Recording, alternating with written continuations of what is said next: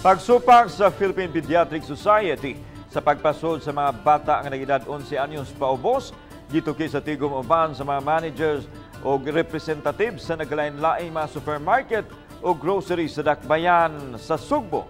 Ania ang report. Gawas kang Konsehal Joel Garganera ang pangu sa Emergency Operations Center. Mitambong usab sa tigom si Attorney Jared Limpiaco ang happy sa Business Permit and Licensing Office kon BPLO sa Dakbayan Sugbo.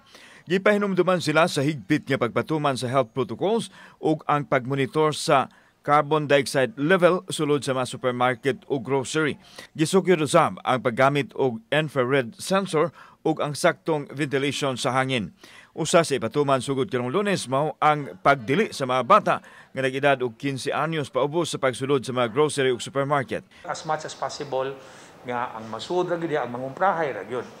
No, nya dili sa tagusto nga ginikanan nga madisturbo sila og unsay napaslay at timanon pa. Kabahin sa baruganan sa Philippine Pediatric Society, gipasabot ni Garganera nga tukion kini sa konseho sa mga mosunod nga mga adlaw.